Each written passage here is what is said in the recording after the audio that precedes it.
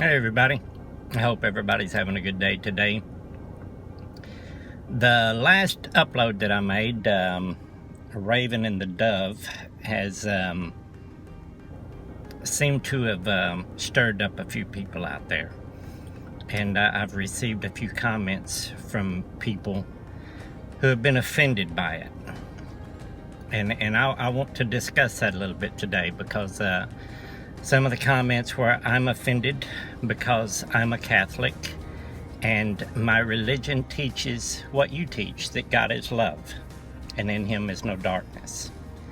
And one also told me that they are Catholic and that they've even helped me with my mission in the Philippines as far as feeding the children. And that, they feel offended that I am attacking them. First of all, I want to make something straight. I want to get something straight here. I'm not attacking individuals. I'm attacking religion in general and what it does. I know lots of Catholics. I know lots of all the denominations of Christian churches and people that have no religious connections who walk in love and show that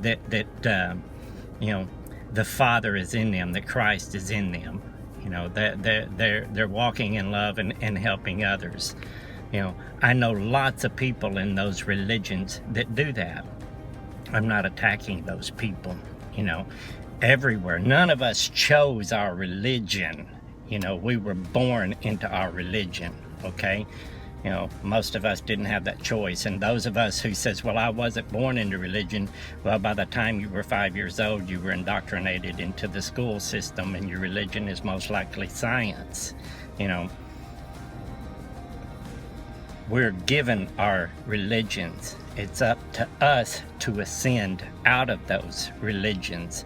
There's nothing wrong with going to churches and going through those things that we do, because you have friends there and you have connections with people there. Some of you may do it to keep your moms and your dads happy, but inside you know the truth. I'm not attacking you guys. I'm attacking what religion does, because in all cases with all religion requires you to hand over your authority, your eternal soul, to them. They take your power away from you. That's what religion does. If you're inside one of those religions and you understand the truth, you understand all that, that's fine. I'm not going after you.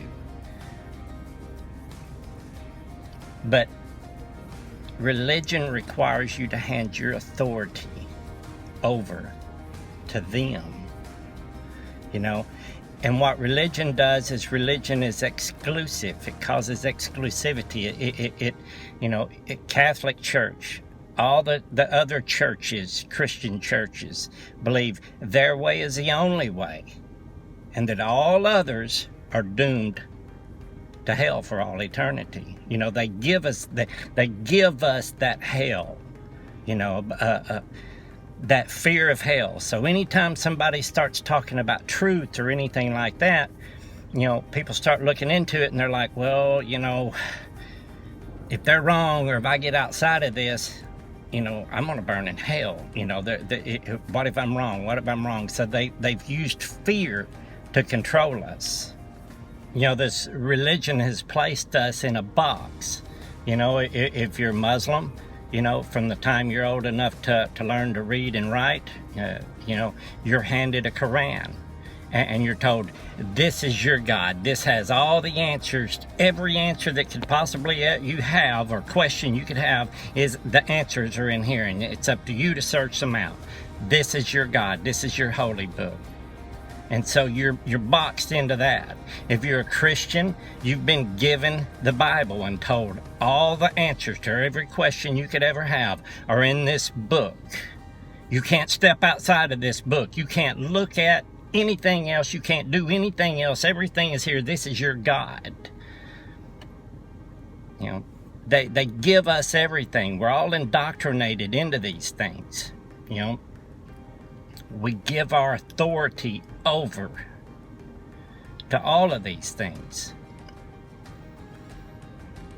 That's what I'm going after.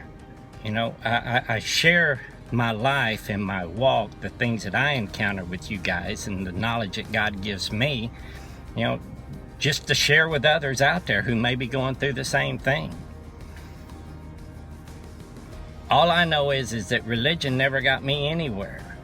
You know, it wasn't until, you know, I hit the very bottom, you know, and I realized I was nothing, and that my way, you know, and all the, for 2 weeks, I was going through in my mind, what can I do? What can I do? You know, is it church? Is it this? Is it that? And I realized, you know, I've done everything. Ego, have done everything trying to save my life and make something of it. And it wasn't until I realized, I don't know. I don't have any answers to anything. I said, I'm nothing. I have nothing. My life is over. And I just surrendered to that fact. And when I did, boom, you know, I encountered God and He changed me. You know, it was amazing, supernatural, and I still feel His presence with me every day. It's amazing. That's where I get my strength and my power and the things He teaches me. I'm not bragging about that. I'm not boasting on that. I'm not trying to hold that over people's heads. I'm trying to show people that for the first time in my life, I have freedom and I have authority. Christ has authority over me, but it's the first time I have had real life. Okay? My authority is to the Spirit of God, which is within me. I am empowered. Have you guys ever heard of what the Pentagon calls super empowered individuals? There's actually paperwork on this. The Pentagon considers super empowered individuals the most dangerous people in the world. See, a super empowered individual is somebody who will not bend to their ways, will not bend to their understanding. They will always see through them. And what super empowered individuals do is they affect others around them without even trying, just being who they are. I think they called it the 100th monkey theory. There was these monkeys that lived on these islands. You know, they were scattered and they were separated by water, and the monkeys weren't swimming from island to island. And there was one monkey, you know, all these monkeys would eat this fruit that had beach sand on it. And they would eat this fruit and it would deteriorate their teeth and make their teeth bad. And one day this one monkey took his fruit and he washed it in the water and then ate it. And simultaneously, all over all these other islands, other monkeys started washing their fruit too, and they hadn't even had personal contact with that monkey. There was a connection. And they all started washing their fruit from that moment on. That one super empowered individual monkey decided, I'm gonna wash the fruit. I'm gonna do it the way we've been doing it for thousands of years. I'm gonna do it different. And affected everybody around them. If God is in you, you are a super empowered individual, and you can see through the lies of things.